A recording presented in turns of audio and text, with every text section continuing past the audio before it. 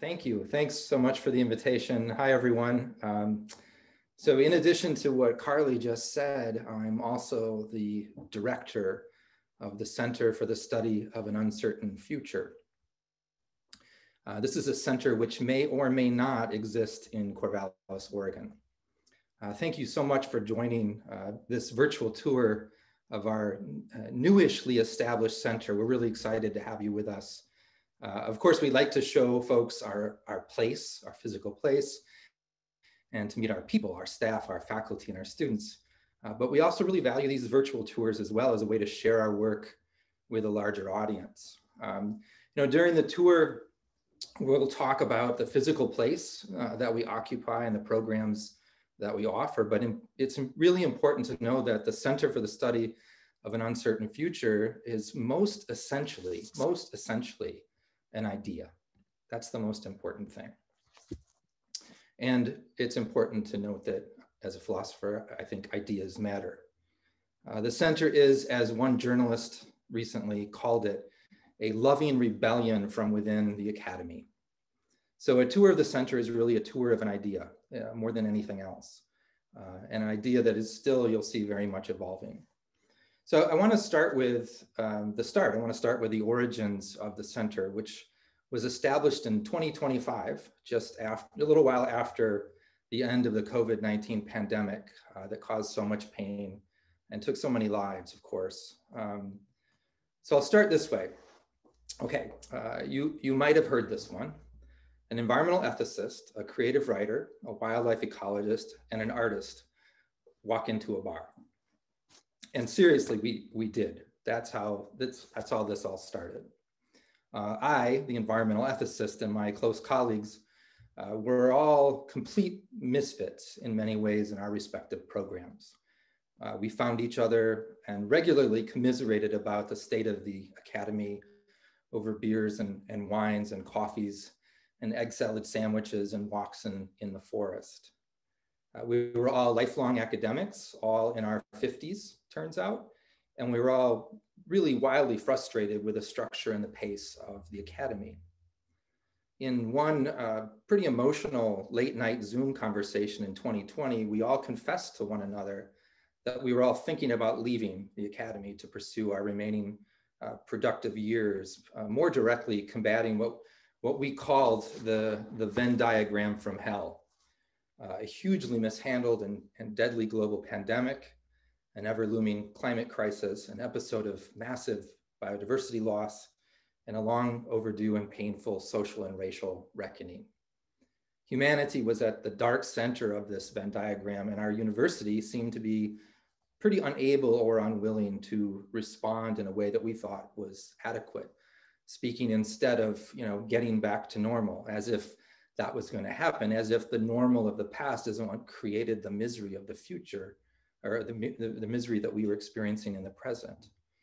We were frustrated with the ineffective nature of the academy to address what we took to be the actual problems of the world. We were saddened by the loss of our colleagues who had already left academia because, in their words, they wanted to do something important in the world, and academia was just in the way of that. Things had become really, really weird for us at this time, and so contrary to what we thought we were getting into so many years ago. Just one example, we all knew a graduate student. She was an absolutely brilliant graduate student who was a star teacher.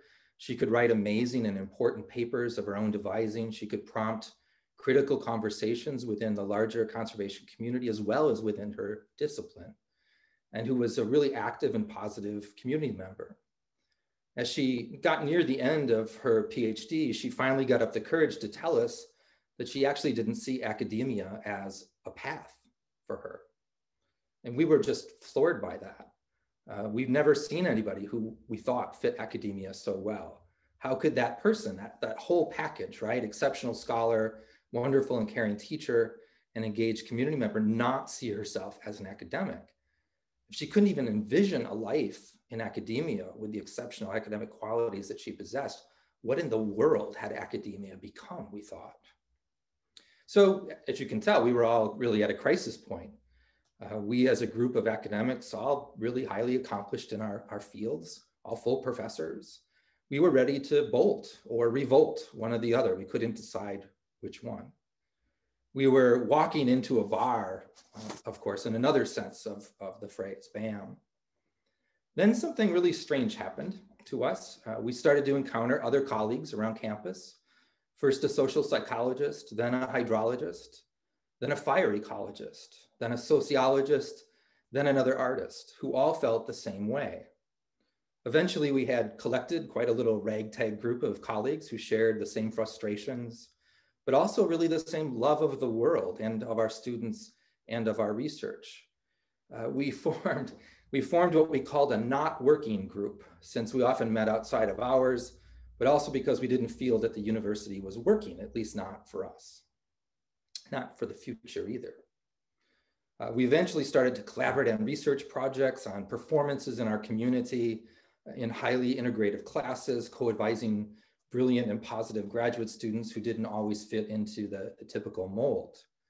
But we were still really frustrated with the academy in general. We were exhausted from individually raging against the dying of the light in our own personal and vulnerable ways. We knew it wasn't sustainable personally. We knew it wasn't enough. We knew what James Speth, the environmental writer and former dean at Yale Law School, had written.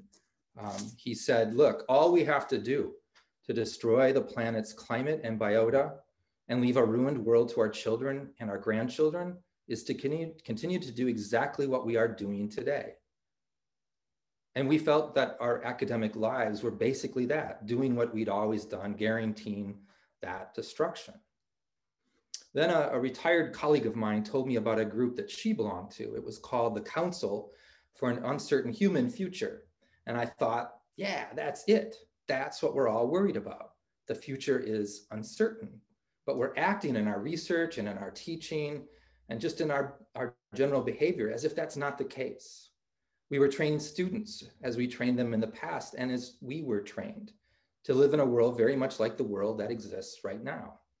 We were creating specialists for jobs and careers that very likely won't even actually exist in the future.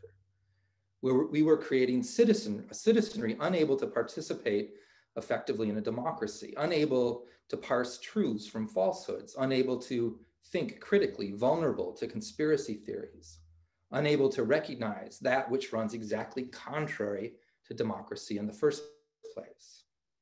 We were doing research premised upon certain assumptions about the future that we all knew damn well weren't true, driven largely by the whims of funders who were not always friends of the world or friends of the future, to put it kindly.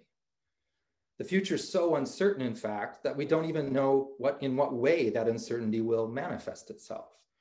And we felt like we were engaged in a euphemistically laden charade, using words like sustainability and forest health and fisheries and natural resources, these rebranded approaches that perpetuate the very worldview that brought us to this point of ruin in the first place.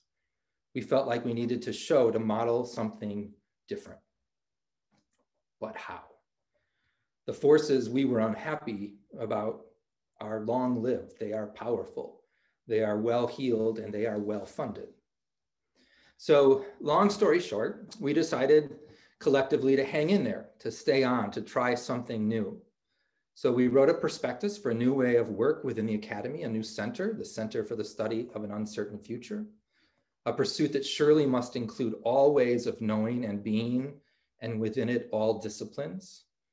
The center was premised on the idea that we face perhaps the greatest challenge in the history of humanity, which in turn calls for the greatest exercise of human imagination ever undertaken in history. And that assertion requires all of us working together, not siloed in academic disciplines, to rise to that challenge and navigate that future. So we presented that vision to whomever would listen, the town that we lived in, and any remotely receptive administrator. We found 2 of them, to our colleagues, to the Chronicle of Higher Education, whoever would listen. And eventually we found a receptive fundraiser, who in turn found a hugely receptive donor, and we received a DOUS, a donation of unusual size, as they're known in the business. And of course, that meant we were off and running. That's how things work in the academy. So the first order of business was physical space, right? You have to have a place. The future and our own sanity demanded that we were together. The startup donation, the DOUS, was so large, in fact, that we could have built a new building, a super duper LEED certified carbon neutral building like ones that were popping up in the torn down remains of neglected buildings on campuses all over the country. But we didn't. We decided not to do that. Instead, we found a solid but wildly neglected and unloved building on campus, and we retrofitted it. Glass and light, reclaimed wood and open space for collaboration, native landscaping and regional art, of course, spaces for gallery openings and classes and public gatherings of poetry and dance, productive office space and art and science labs. But most of all, a huge amount of flexibility because the center itself would have to morph and change into that uncertain future. We removed the name of the long gone human that it was named after, and we called it Rain House, after the way the rain drummed off the roof and windows in our long Pacific Northwest winter. We did this to address a tragedy that we saw on our campuses. We had been building buildings on campuses for many years, and for many years, we were absolutely failing to take care of them. We were disgustingly tearing down buildings no more than sometimes 50 years old because they had been so incredibly neglected. In thinking through that decision, we realized that one of the most important qualities that we need to have seep into our bones in order to survive and thrive in an uncertain future was the ability to care, to be caretakers, to care for things. We needed to become caretakers, honoring the gift of the resources that were used to build our buildings in the first place. We need to push back hard against the squandering and lack of imagination that buildings on campuses so often represent. And something really magical happened. It still gives me kind of tingles to recall it. When we thought about that focus on caring, we realized that in so many ways, what the future was really calling for us, was demanding of us, was perhaps more than anything, was the manifestation of a new set of character traits or virtues. In a way, we needed to become different kinds of people for that uncertain future. The first virtue had come to us in our intuitions about our physical space. Care. We needed care to be at least part of what guided our work, our decisions, our teaching, our research, the way we interacted with one another and interacted with the world now, and certainly into the uncertain future. So then we asked, well, what else? What in addition to care? What other character traits or virtues are resilient and steady and will serve us into the future? How can we build all of our efforts around that set of virtues? And it's really this list of virtue, folks, that more than anything explains what we do in the Center for the Study of an Uncertain Future. They are our touchstones. They are our protein, our motivation. So let me just outline a few of the virtues that serve as our guiding principles for the center and explain how they manifest themselves. So a cousin to care is compassion. Academics are notoriously hard on themselves and often notoriously hard on others, but we are also hugely self-motivated. We felt that obsessions about productivity and outputs in the face of our predilections, our natural predilections, often led to a system that was not very compassionate. The pandemic of 2020 called for compassion, if anything else, and we often answered in many ways with anything but compassion. So we asked, what does it mean to treat ourselves and one another, not just in hard times, but all of the time with compassion? Acting with compassion may mean many things, but it certainly means honoring the various gifts and the various situations that people find themselves in. It might also mean that we ask what compassion might mean in the work that we do. How might conservation become imbued with compassion? How might we teach or model compassion in our classrooms? And a funny thing seems to be happening in the center.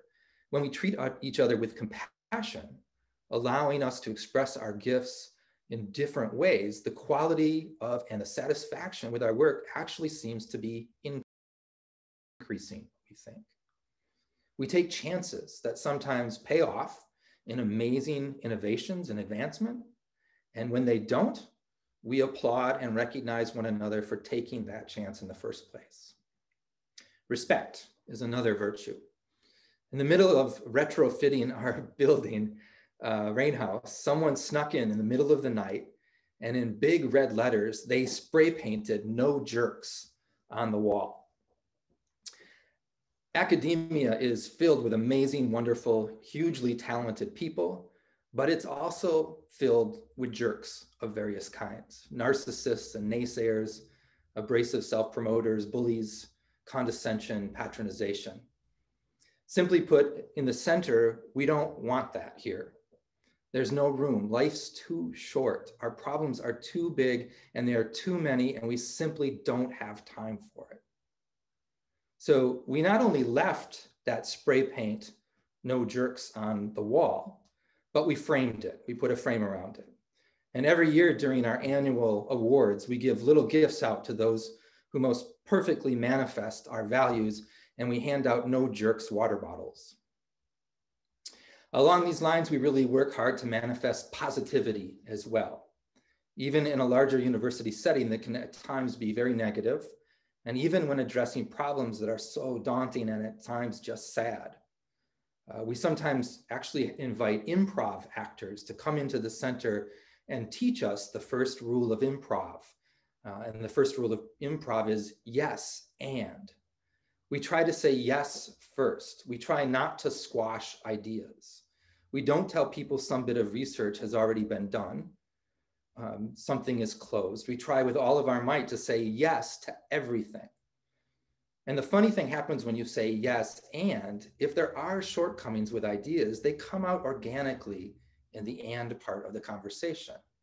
And they become apparent to everybody, including the proposer. So there's no hard feelings. We go back to the drawing board. And new ideas and directions emerge too, because no one is reacting defensively. And the best thing about this as the director is I never have to say no to anything, just yes, and. I never got called Dr. No, which is a common administrative nickname. Humility is another one of our virtues. Our people do amazing and impactful research. They teach mind-bending and life-changing classes. They're influential policy leaders, and they're often public figures as well. But they engage in all of this with really just a tremendous amount of humility. For example, some of our scientists study ancient forests, and they discover wondrous things about these forests, but they often describe the most common feature of their work as surprise. Surprise, we thought something was going to turn out this way and it turned out this other way. Or theory says this one thing is true, and when we study it, we find quite another, and we focus on surprise. And when we live in a world filled with surprise, that is hugely humbling. A quality our humility-limited world arguably needs more than any other quality right now. Recently, an ecologist and an ethicist taught a course on the ecology and ethics of surprise, given some of their collaborative work together. When a new faculty line opens up, no one ever suggests that this line should be in their area, their specialty, which is what almost always happens on campus. The conversation is always about what does the future demand from us? What's emerging? What helps us manifest our virtues? Inclusion and justice is another one of our touchstone virtues. We think of inclusion as just that. It's an atmosphere. It's a feeling of belonging and welcome. We are disciplinarily diverse. We say yes, and we strive to act with compassion, and we lead with our virtues and our ethics on our sleeve. And we also think of justice and inclusion in another important way as well, as extending far outside of the human realm. Our research and teaching and programming is motivated by justice and inclusion as those things are applicable to the whole world and to the future world, not just humans and not just now. We do science, for example, not as a way to enhance human well-being, but as a way to understand how it is that we can best live in the world, in a world dripping with meaning and value, and our two-legged and four-legged and winged and scaled community members. We teach courses in traditional ecological knowledge, for example, because in this way of knowing that is tied to long-term engagement and in a specific place, we see an inclusive ethic as well, and an ethic that we believe will serve us in an uncertain future. And we honor gifts. We believe that this earth, this world, is a gift. Of course, we use gifts of the world, of course we do, but they are gifts, and there is a way to interact with gifts, to reciprocate. And how we go about that process matters. As our colleague Robin Kimmerer puts it, yes, I am the woman with a basket, and how I fill it is a question that matters. If we are fully awake, a moral question arises as we extinguish the other lives around us on behalf of our own, whether we are digging wild leeks or going to the mall. How do we consume in a way that does justice to the lives that we take? A similar expression of this comes from Kiowa Pulitzer Prize-winning author Scott Momaday. He writes, "You say that I use the land." And I reply, yes, it is true. But it is not the first truth. The first truth is that I love the land. I see that it is beautiful. I delight in it. I am alive in it. So this notion of honor becomes really critical for us when we start to think about new ways to interact with the world in the future. For example, think about forestry in Oregon, and think about the history of various proposals about how we should harvest timber, and even think about that very language. Think about all of the frustrations then and now. Maybe the question is not, should we loosen regulations on timber production, or should we return ownership to the state, or should we increase thinning, or should we narrow riparian buffer zones, or any of those stale gridlocking questions that we currently ask. Maybe there's another way to go about this. Interacting with the forest, or the farmland, or the river, or the oceans is to engage in a kind of harvest. So maybe the question is this: what constitutes an honorable harvest? What does it mean and look like to engage with the world in this way as an honorable actor? A necessary condition, perhaps, for an honorable harvest might be a new way of seeing the world and of seeing ourselves in relationship to that world. And we might currently lack just the very thinking that would allow us to see the non-human world as something with which we can be engaged in an honorable relationship. But of course, that can change. So in the center, we think about other virtues as well. We're always thinking in these terms. Curiosity is a virtue that we value very highly. Imagination is important. Dignity is important.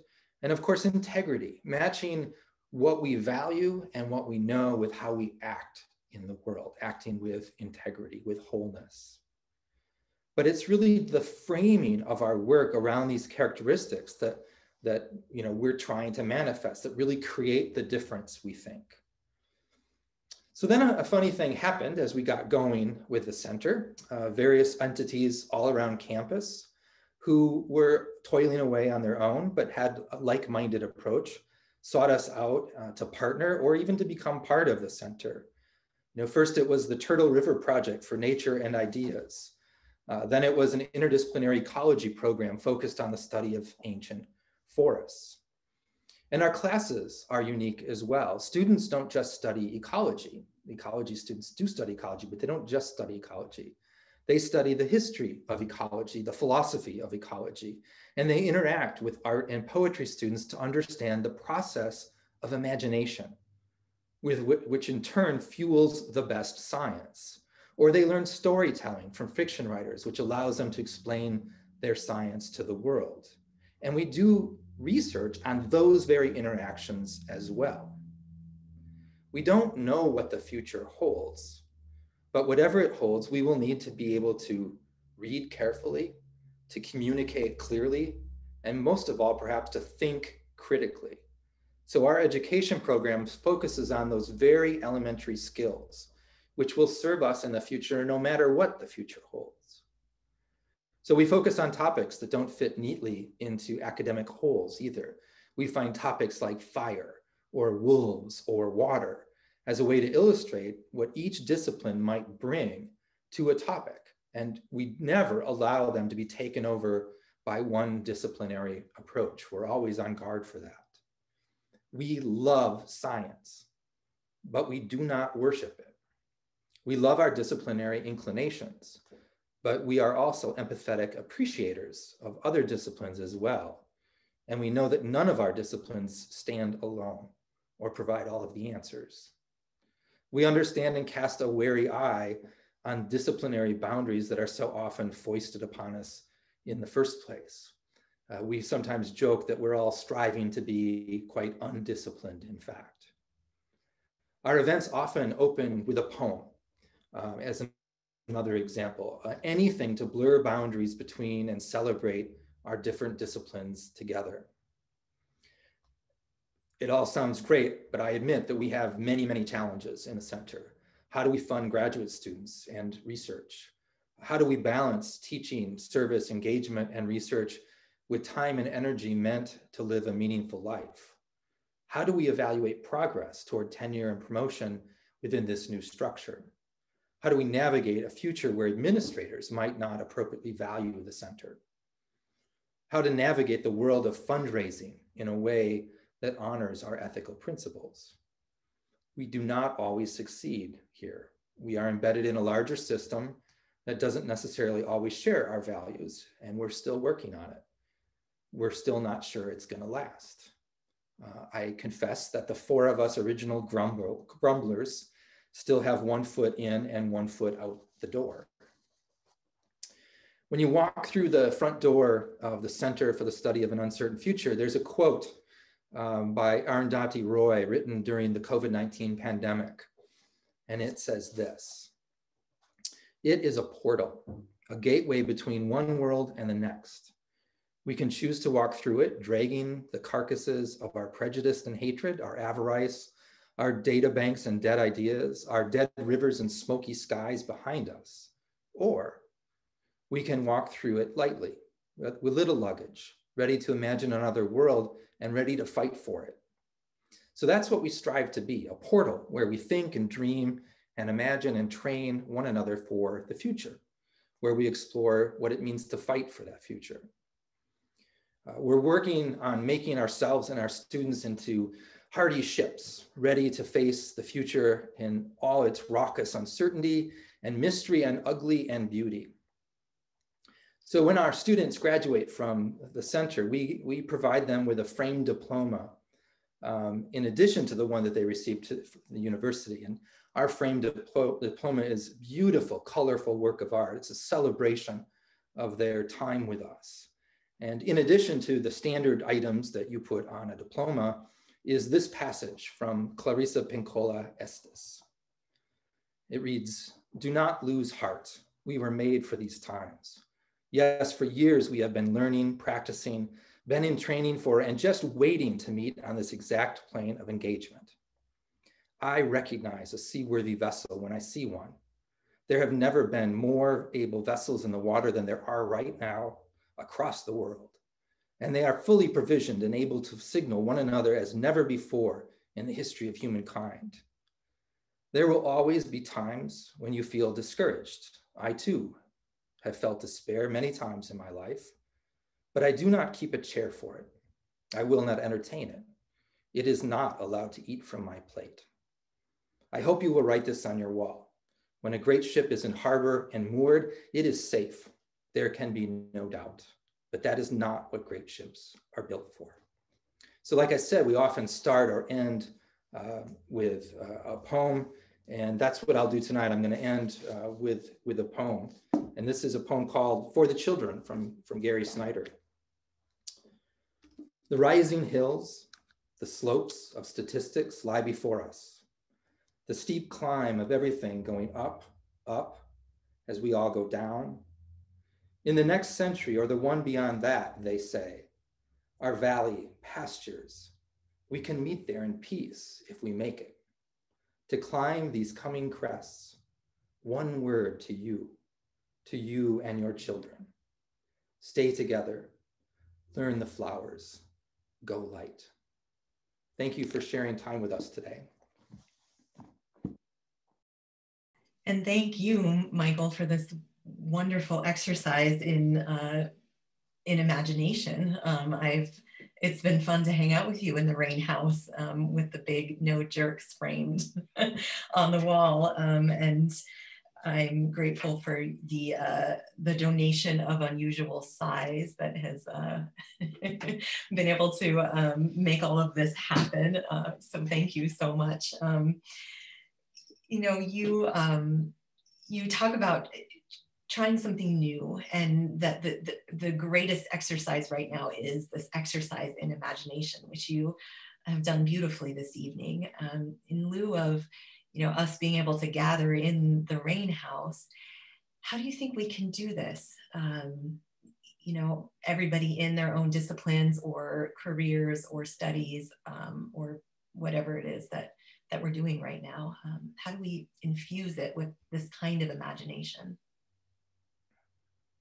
I have to confess that writing all of this down, actually writing this out, this sort of vision, I'm more cynical than I was when I started it, to be honest. I hate to say that, but as I started working on it, I'm like, that's not going to happen. That could never happen. This wouldn't happen. But I don't know. I mean, I never close the door on anything. You know, I think things can change. I think people can change. I think a critical mass of people. I mean, one of the things I described there was there's a critical mass of people that came together that feel a certain way. And I think that's true. The saddest thing about universities is that we don't necessarily know one another. We're very sequestered. We're rewarded for kind of toiling away in isolation and achieving individual excellence. And we get awarded for that. So there are some things that you have to buck. You have to buck that system. And lots of people can't do that because of their position or because of their inclination. I mean, we're self-selected in a certain way as well. But I think it is true that many of us come to a point that I was describing where we're like, you know, if I really want to have an impact to the world, maybe this isn't what I do. And so you either do it as your job and you do something else, or you bolt. And we know people who have bolted. Some of our best and brightest have bolted. So I don't know. I'd love to answer your question in a really positive way, but I can't right now. That's the best way to answer it then.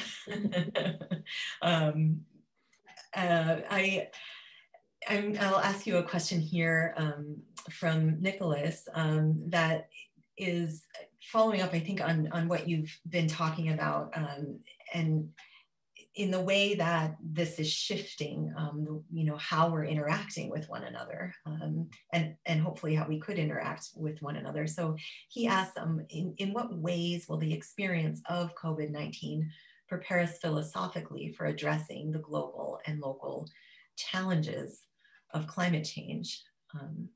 I'll just pose that very simple question to you and give you a... Wow, that's such a hard question. I mean, it's a brilliant question.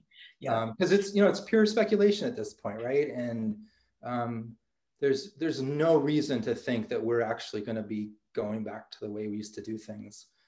There's some advantages to the way that we're doing things now. We're connected in a way, we're disconnected in a way, but we're connected in a way that we've never been before. I go back to these virtues.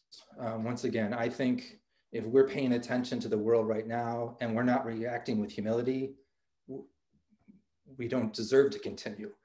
You know, if this doesn't mean that we become more compassionate, caring people, I mean, what the hell?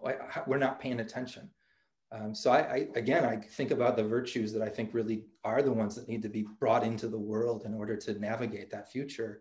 And this is a perfect opportunity to be able to do that. You have to be very explicit about it. You know, you have to say, this is an opportunity to engage in compassion. And that's hard because we're all also pretty tired at this point. But you can, the beautiful thing about exercising imagination is you can just lay on the couch and do it. And we're all getting really good at that right now. We are getting good at that. As some more questions are coming in, I'll invite you to reflect back a little bit. And this is a big turning point for us culturally. And you also, 10 years ago, you co-edited and published this book, Moral Ground, which I think was a big turning point too, for the conversation. And in your essay in that book, you wrote about hope. And you suggested replacing I hope with something like I resolve to instead of I hope that this happens. How are you feeling about that 10 years later? Yeah, I think this sounds kind of dogmatic. It's always a better story when you change your mind, but I think I feel more strongly about that than ever, that I worry that hope is not sustenance. It's not protein. It's easy to hide behind. It's easy to feel disempowered when this is what I really worry about with hope, is that somebody can snatch it away from you. They can convince you that, well, what you do doesn't have that impact in the world. And if I'm not motivated by anticipated future impacts, then it doesn't matter what you say. I keep doing what I'm doing, not because I think it's going to lead to something, but because I think it's the right thing to do. That's the beauty for me of the approach that really focuses on virtue, is that it's not consequential. I think it does lead to better consequences, but you can't steal away my actions or my fortitude by trying to convince me that something isn't going to happen, because that's not what's motivating me to begin with. It is nice that that has held true for the last decade for you. Well, for me, at least. For you, yeah. People still don't like the essay, but well, perhaps perhaps more of us will, given what we're living through together right now. Mary says that she's imagining applying these values and ideas to other settings like high schools and community centers and families. And she just has an open question. What are your thoughts on that? Because we do have a lot of structures right now, community structures that we could imagine overlaying these virtues on in a more explicit way, as you mentioned. Yeah. I mean, I'm imagining in something that I dream about or I've dreamt about, but that's this is old stuff. This is Aristotle. Virtue ethics for the original kind of ethics. The idea that what an education is supposed to be is character building. You're building certain qualities in people with the faith that good people with good qualities will inevitably do good things in the world. So I think that these could be, again, you have to intentionally reflect on it. What are we trying to do? What qualities are we trying to bring into the world and manifest? And then you ask the question of integrity. What actions that we could do we think most clearly match those character traits, virtues, those value commitments? And that you're constantly rehearsing that over time. And eventually it becomes sort of second nature. But I think it applies to any setting, and just including people's lives. Yeah, it's a really powerful set of traits to use as a filter and a grounding. And there's nothing weird about it, right? I mean, come on, folks, this is stuff your mom taught you. I mean, that's the thing. We all know we're supposed to act this way. Yeah, absolutely. And yet it's such a surprising list in the context that so many of us are used to working in.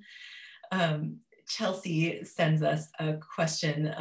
What role do you envision for rehabilitation and or healing in your center? Or put more directly, how do you keep the jerks out without being a jerk?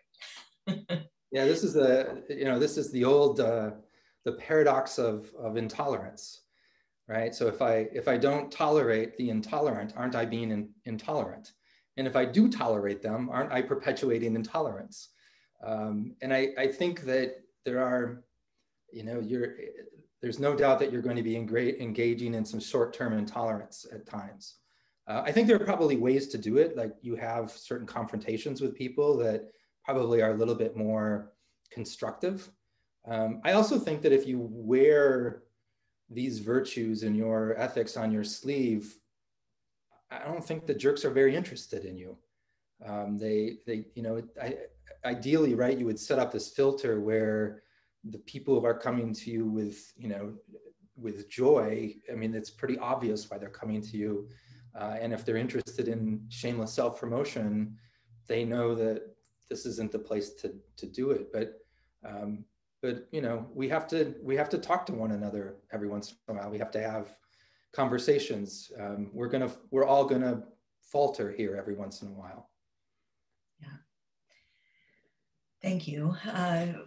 Jason's wondering if you have this list for engagements for the Institute posted somewhere, and I think you dreamed this up for the talk tonight. What might be a next step for this? Is this it? I mean, we'll publish this online so folks can rewatch. It's all written. I wrote it out. I spent most of the weekend just had notes, and I just sort of sat down and wrote it all out. But I think that's a good question. What are there ways to imagine different kinds of organization and different kinds of being that, I mean, I would venture to guess that the elements of something like this exist on every campus somewhere, somehow, but they don't come together. And what happens to us all as we toil in isolation is we just get beat down. And we don't, there's no strength in numbers. There's no holism that happens. And so I think in some ways it's a matter of organization, but I'm also not kidding myself. It's also a matter of money. It's a matter of funding. These different ways of being have to be as important as the other important things like football stadiums. It's got to be right up there with those kinds of things. Well, perhaps you're opening yourself to that tonight, to be flooded with emails for people who want to collaborate in this way, and for this donation of an unusual size, which I'm going to appreciate for a long time. With that, I think we're going to say good night for the Michael. We're really honored to have you as a colleague here, and I hope that this evening was an evening that other folks who are not here with us can get to know your imagination a little bit and to begin thinking about how we might bring some of this to life by 2025 when the center begins. Thank you, Carly. Thanks, everybody. It was a pleasure. Thank you. Good night.